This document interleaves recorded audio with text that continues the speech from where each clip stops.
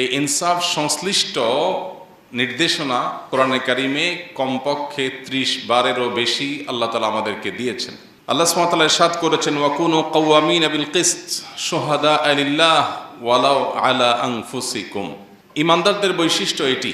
আল্লাহ তাআলা নির্দেশ করেছেন মুমিনদেরকে যে আমরা যেন ইনসাফ প্রতিষ্ঠাকারী হই, আমরা যেন ন্যায় এবং ন্যায্যতার পক্ষে সব সময় থাকি এবং সেটাকে সমাজে প্রতিষ্ঠিত করে ছাড়ি। এমনকি ন্যায় বা ইনসাফ প্রতিষ্ঠা করতে গিয়ে যদি নিজের বিরুদ্ধেও যায়, আমার গোষ্ঠীর বিরুদ্ধেও যায়, আমি একজন আলিম, কোনো আলিম অন্যায় করেছেন, আমি একজন মুসলিম, কোনো মুসলিম অন্যায় করেছেন, আমি কোনো একটা দলকে অনুসরণ করি, সে দলের মানুষজন অন্যায় করেছেন, নিজেদের বিরুদ্ধে গেলেও যেন আমরা ইনসাফের কথা বলি, আমরা যেন কখনো ইনসাফ থেকে বিচ্ছিত না হই, এই পরিষ্কার নির্দেশনা আল্লাহ তাআলা আমাদেরকে দিয়েছেন।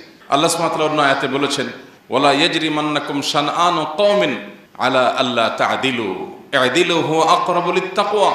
যদি তোমার কোনো শত্রু, ভিন্ন মতাবলম্বী, তোমার মতের বিরুদ্ধের কোনো মানুষও যদি কোনো ইনসাফ এর হকদার হয়, তার ব্যাপারেও যদি তোমার কোনো অবস্থান নিতে হয়, খবরদার ব্যক্তিগত, আদর্শগত বা যে কোনো ধরনের শত্রুতার কারণে কোনো ব্যক্তির প্রতি তোমার দ্বারা যেন জুলুম না হয়। ইনসাফের কথা সবার বেলায় বলতে হবে, শত্রুর বেলায়ও।